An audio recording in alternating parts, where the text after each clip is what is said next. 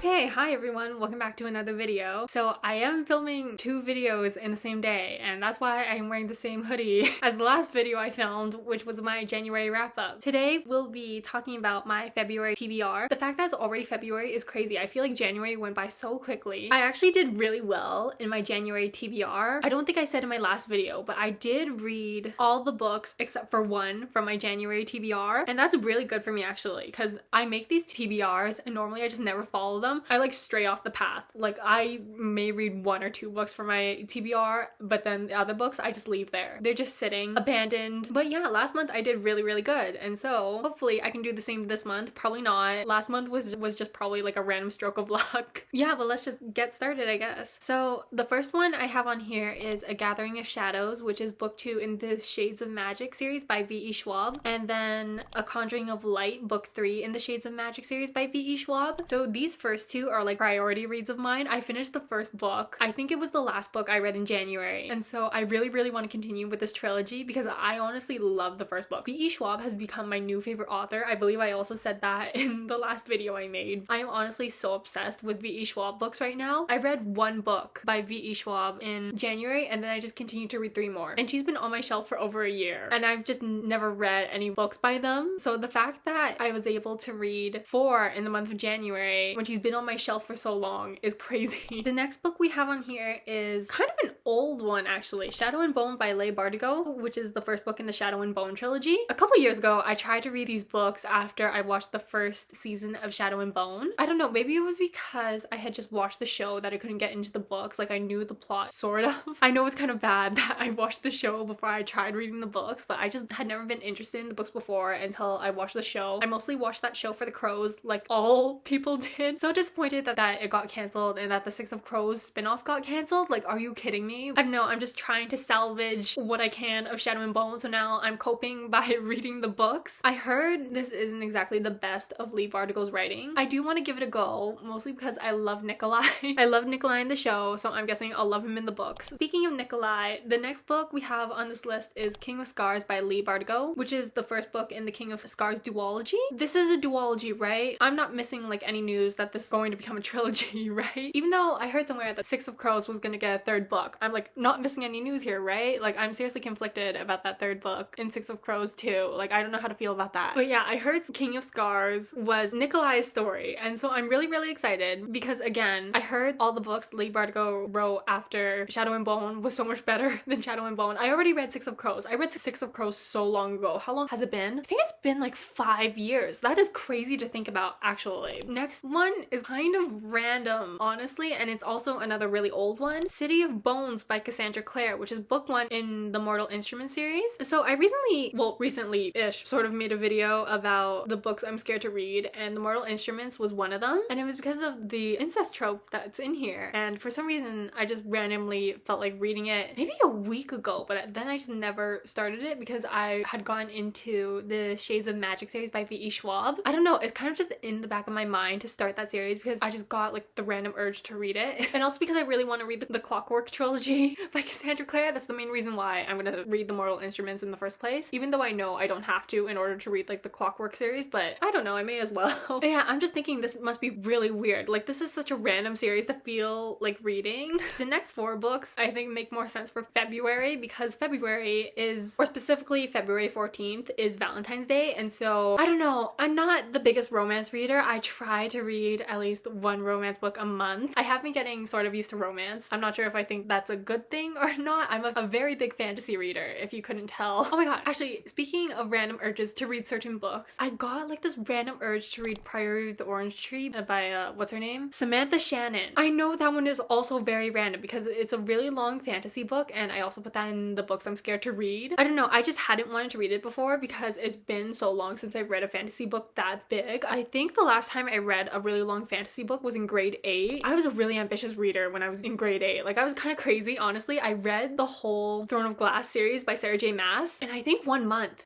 Is that crazy to say? Like, I don't know. Like, I was such an ambitious reader when I was in grade 8. Like, I did not care what I read. I was just like, oh, I guess I'll read this. I don't know. I think the Throne of Glass series by Sarah J Maas took something out of me. Like, I was so exhausted after that series, even though like maybe 2 months later I read A Court of Thorns and Roses by her. Again, I was crazy. My grade 8 self, I admire her so much. But yeah, I don't know. It's been a long time since I read a fantasy book that big. Although I'm reading the Shades of Magic series by V.E. Schwab right now, and I literally have no fear for the 3rd book. I'm actually really excited to read that 3rd book, and I think it's over 700 pages. I don't know what's gone into me. I guess I've just gone back into my love for reading long books, because I used to love reading really, really long books, and then I don't know what happened to me. I guess over time I just grew like an aversion to them, but now I just really like them again. Oh, what was I saying? Oh yeah, but for some reason I feel like reading The Priory of the Orange Tree by Samantha Shannon, so I guess I'll add that to this TBR as well if I ever get around to it. Anyways, back to what I was actually talking about. February TBR, what's on this list right now. Okay, next one I have is, oh right, I was saying because Valentine's Day is in February, I want to try reading more romance books this month. The next book I have on here is Love in Other Words by Christina Lauren. I've had this book for a while. I don't know how long. I think it's really pretty. It's pink. I think I've only read one Christina Lauren book, and it was Twice in a Blue Moon. I did not like that book, or at least I can remember not liking that book. I only have the feeling that I remember towards that book right now. I don't actually remember what that book's about. I know Christina Lauren is 2 people.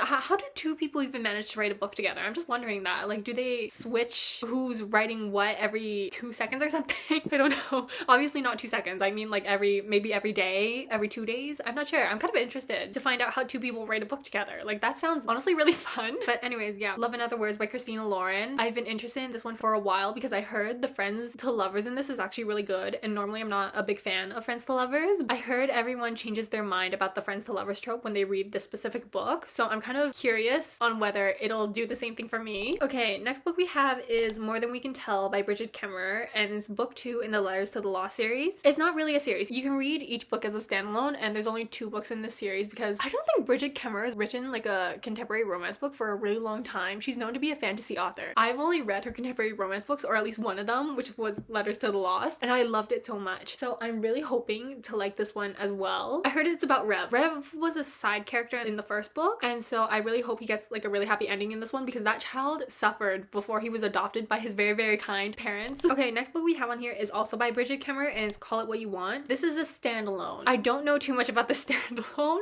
I just bought it because it was a Bridget Kemmerer contemporary romance book, and again, I am obsessed with her contemporary romance book. If Bridget Kemmerer comes out with another contemporary romance book, tell me immediately and it'll take me 1 second to buy that thing. Not even a second. 0.5 seconds. 0.25 seconds. I'm saying this as I've only read one contemporary romance book by her, and it's the only book I've read by her. I do have one of her fantasy books, if you can see that right there. It's Defy the Night. Bridget Kemmerer is one of the best contemporary romance writers, in my opinion, and no one can change my mind about that. Okay, next book we have, oh, and it's the last book, Red, White, and Royal Blue by Casey McQuiston. This is a TikTok book, right? Most of the TikTok books I read, I haven't exactly liked. In fact, it's made me want to avoid TikTok books altogether. Wait, they call it Book Talk, right? I'm not on Book Talk. I'm so sorry. I completely forgot they called it Book Talk, but most of the Book Talk books I've read, it just makes me want to burn the app altogether. Anyways, Red, White, and Royal Blue. That's also a movie, right? I've been meaning to watch the movie after I read the book, but I've had the book for a while now, and I've just never had the urge to pick it up until this month. Considering it's Valentine's Day, and considering it has gay romance in it, I am so down. The 2 actors in the movie, I've been watching clips of them online. I have been slightly spoiling myself with, I don't even know the names of the 2 main characters, but they seem so cute in the movie, and so I'm hoping to love them as much as I have loved the clips of the movie when I read the book. Yeah, and so after I read the book, I'm hoping to watch the movie, and then I'm hoping to obsess over the movie. If I don't like this book, I will fully come after Book Talk. I'm just saying, I have not liked any of the Book Talk books I've read. Powerless by Lauren Roberts. If you've watched my January wrap-up, you'll see me ranting about that one for a while, and then, oh, Better Than the Movies by Lynn Painter. Is that a Book Talk book or is that a booktube book? I don't know, but I did not like that one either. And then, oh, I know this one is in the Book Talk book, The Storied Life of A.J. Fickery. I don't know what's with me in books that other people like. I'm not really sure. I guess I don't like what everyone else likes, and I'm just gonna shut up now. But yeah, how many books is that? 9 plus The Priory of the Orange Tree, which makes it 10. I did not have Priory of the Orange Tree originally on here, but then I just remembered I felt like reading it. Sort of an ambitious TBR, but I have faith that I might be able to do it if I don't include Priory of the Orange Tree